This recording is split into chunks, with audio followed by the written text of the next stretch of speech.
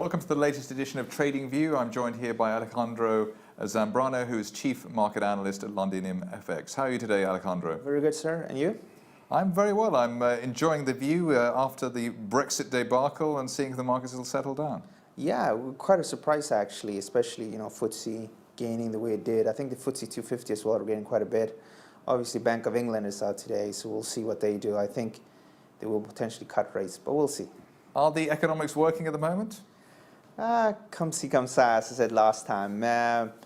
Yeah, no.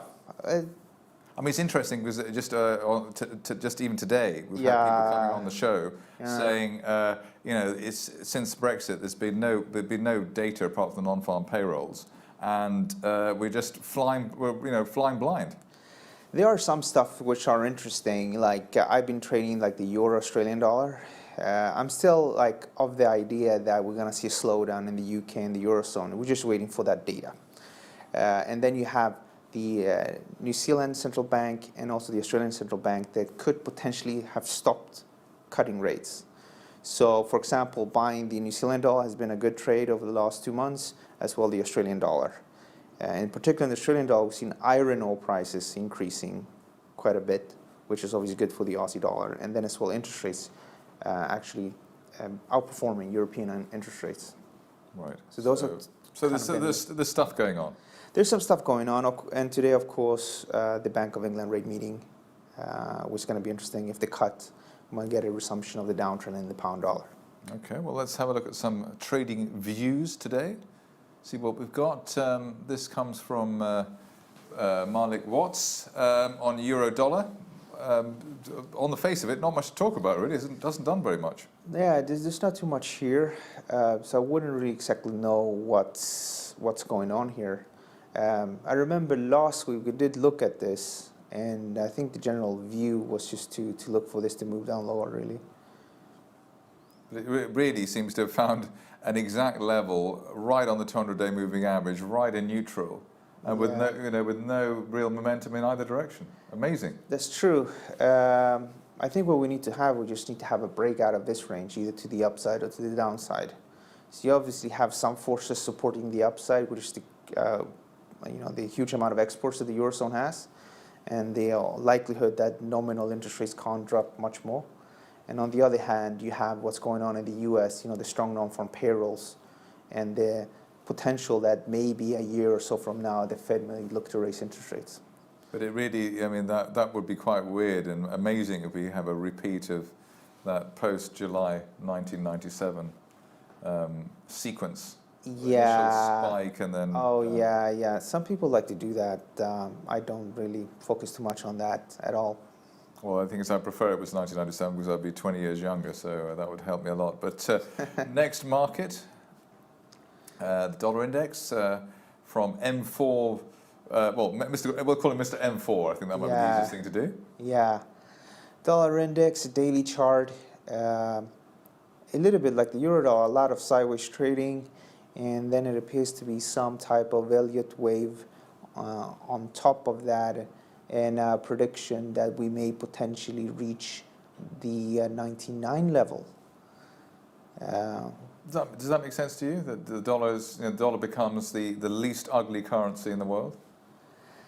To some extent, I mean, some of the data has been good. With the ISM manufacturing index bottoming out, and with the ISM non-manufacturing as being extremely strong, momentum seems to have picked up in the U.S. So yeah, maybe the dollar will receive some support, especially because at one point people were anticipating the first rate hike in 2018 or so, whereas in December, we were talking about 2 or 3 rate hikes. So the pendulum can go the other way now, where we could potentially see stronger data and interest rates slightly higher. So yeah, I like the dollar, I would say so, yeah. Right, so the glass is at least half full rather than half empty then? Yeah.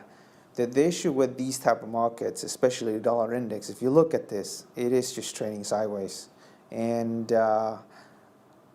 when you have such a condition, it's like the euro dollar over the last few days. It's just really hard to make any sense of it. So you need to go in markets where you have good potential trends. So we have a problem that the biggest markets at the moment, well, the euro dollar and dollar index, have even though the ones that everybody looks at have no trend at all. Yeah. So you've got to go to more peripheral markets then. Yeah, you need to be clever. For example, some of the stuff we did a few weeks ago was, going along the Bund. Interest rates, are heading lower, and obviously now we're having a bit of a pullback. That's something to keep an eye on. As well, the dollar yen.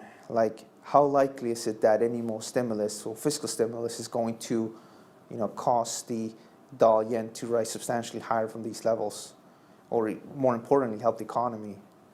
I don't think it's going to do too much help to the Japanese economy. So that would mean that maybe dollar yen at one point is going to resume its downtrend. So you need to be really picky. Like, you got the euro yen, pound yen, dollar yen, you got the bunds, you got some trends there. If you want to get involved, you got the euro Aussie, you got the euro New Zealand dollar as well, which are interesting. A new thing that I was actually trying to trade this week, but unfortunately I got stopped out, was crude oil was moving down. And when you see crude oil moving down, you want to be a buyer of the dollar CAD. Yeah. But the central bank yesterday was perceived being slightly more hawkish than the market anticipated. But what is going to be interesting over the next few weeks is that what if crude oil continues to move down maybe $3 or $4 more, and the dollar CAD just remains sideways? Then at one point, if you look at the dollar CAD like a daily chart, you might actually have a break to the upside, just because there's a very high correlation between year-on-year changes in crude oil prices and Canadian GDP. Okay, well, let's see how we can go with the next. There's a market was actually moving, which at the moment we do have a movement here in gold from Vietnam Gold, somebody who clearly is obsessed by this market. Yeah. A bit of a head and shoulders there on that 2-hourly chart. Yeah. I was looking at this morning, actually. It's definitely bearish in the short term. I don't disagree. You're seeing a pullback, especially, with the S&P rallying to all these elevated levels, FTSE 100 and the DAX. So why do you want to be buying gold at this stage? And that's why we're having this bit of a move to the downside. Is it a major high in the price of gold? I don't think so. I think maybe later this year, again, with some softening data, we may actually start to see people buying gold again. Right, and is it possible President Trump the next threat, the next thing which could send gold higher? I do think we're going to have a repeat of the situation with the Brexit, like a lot of up and down, and people don't really know and try to estimate what's going to happen. And on the day, it wouldn't surprise me if it got really volatile. What he's actually going to do with the economy and so on, I don't really know too much about that. And I think that's what a lot of people have been saying as well, that we don't really know exactly what he wants to do with his economy. Doesn't sound like he's going to be good for tourism or for any. Well, we don't really go for tourism, and he might be quite good for construction. Yeah, I think so too. Those are the two areas that he seems to be a specialist in. Yeah, exactly. I know exactly what you're alluding to. So yeah, that could be something. Maybe buy some shares in construction companies. Right. Okay, let's have a look at the next market. We have another one, dollar Swiss. Yeah, this is dollar Swiss franc, and I think to the left we have a daily chart, and to the right we have a monthly chart. Right, and do you think? I mean, is this market is it been sidelined? I mean, when people have the fear factor, they go for the Swiss franc. Is it a better play than, let's say, dollar yen, or going short of dollar yen? Good question. I do prefer dollar yen. It has much more of a stronger trending type of behavior. The dollar Swiss franc, if we look to the chart to the left here, it tends to have high volatility, which is great for some people, but nothing really that I follow too much. I guess if we're going to look to the slide to the right here, I guess if we would have a break from that range to the upside, it could just be a resumption of this trend you can see on the daily chart, also on the monthly chart to your right. In other words, the trend that's been ongoing here from 2012. In other words, a break to the upside. And on the daily chart we see to the left here, we just need to break that trend line, and more importantly, that high. So that May high needs to go. And that could potentially be a resumption of a move to the upside. Right, that's from FXwire Pro, but for me, it's like, Swiss franc is infinitely better than the Japanese yen. The Japanese, I just don't see what they're doing Yeah. How they can get out of the hole. Oh yeah. It just seems to be a bad. In Japan, place. yeah. Yeah. In Japan, yeah. I mean, Japan has. I mean, this. If you look back, I mean, what they've been doing, they have a lot of zombie banks, a lot of zombie firms. It's a company, it's a country that is really proud, and they are looking to. They work in groups, right? So you will see them people working for firms rather taking a cut in their wages than allowing the company to lose money, right? But I think that it is helpful. That's my mentality. I share that for the people I work for as well. Yeah. It's a very noble way of going about things.